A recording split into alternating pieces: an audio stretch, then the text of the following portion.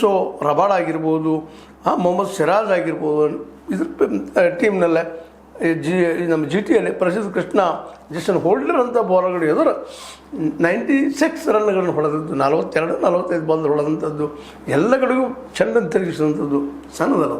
ಅಂಥ ದಿಗ್ಗಜ ಆಟಗಾರನ್ನು ಸೋಲಿಸಿ ಬಂದಂಥವ್ರು ಇಲ್ಲೇ ಶುಭ್ಮನ್ ಗಿಲ್ ಅವ್ರ ಜೊತೆಗೆ ಸುದರ್ಶನ್ ಚೆನ್ನಾಗಿ ಆಡಿದರು.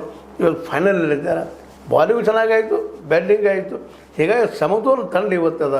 ಹೀಗಾಗಿ RCB ಸುಲಭವಾಗಿ ಇವ್ರನ್ನ ತೆಗೆದುಕೊಳ್ಳೋ ಸಾಧ್ಯತೆಗಳಿಲ್ಲ ಅಂತ ನಾವು ಕರ್ನಾಟಕದವರು RCB ಗೆಲ್ಲಿ ಅಂತ ಬಯಸ್ತಾ ಇರ್ತೀವಿ. ಆದರೆ ನಾವು ಹೇಳುವಂಥದ್ದು ಅದೇ ಕಾಲಕ್ಕೆ ಯಾರು ಆ ದಿನ ಚೆನ್ನಾಗಿ ಆಡ್ತಾರೋ ಅವ್ರು ಗೆಲ್ತಾರಪ್ಪ ಅನ್ನುವಂಥ ಮಾತನ್ನು, ಅವ್ರು ಗೆಲ್ಲಲಿ ಅನ್ನುವಂಥ ಮಾತನ್ನು, ಸರ್ವಾಂಗೀಣ ಆಟವನ್ನು ಇವತ್ತು ತೋರಿಸಲಿ ಎಲ್ಲರೂ ಅನ್ನುವಂಥದ್ದು. ಆ ದೃಷ್ಟಿಟ್ಟು ನೋಡಿದರೆ ಒಂದು ಕೈ ಜಿ ಟಿ ಮೇಲದಂತ ಹೇಳಬೇಕಾಗಿದೆ ಇವತ್ತು. ಯಾಕಂದರೆ ಒಂದಿಲ್ಲ ಇಬ್ಬರಿಲ್ಲ 3-4 ಜನ ಬ್ಯಾಟ್ಸ್ಮನ್ಗಳಿದ್ದಾರೆ. ಅದೇ ರೀತಿ ಇಲ್ಲೂ ಸಹಿತ ನಮ್ಮ RCBಯಲ್ಲೂ ಸಹಿತ ಸಾಮಾನ್ಯರಿಲ್ಲ.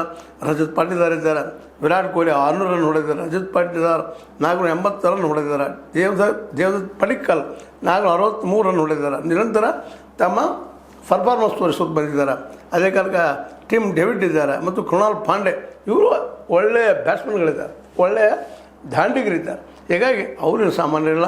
ಬಟ್ ಇಲ್ಲೇ ಶುಭ್ಮನ್ ಗಿಲ್ 722 ರನ್ ಹೊಡಿತಾರೆ.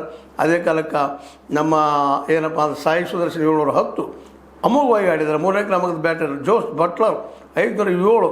ಅದೇ ಕಾಲಕ್ಕೆ ವಾಷಿಂಗ್ಟನ್ ಸುಂದರ್ 327. ಈ ರೀತಿಯಾಗಿ ಮುಂದೆ ಕಗಿಸೋ ರಬಾಡ 22 ವಿಕೆಟ್ ತೊಗೊಂಡಾರ. ಅದೇ ಕಾಲಕ್ಕೆ ನಮ್ಮಲ್ಲೂ ಇದ್ದಾರೆ ಭುವನೇಶ್ವರ್ ಕುಮಾರ್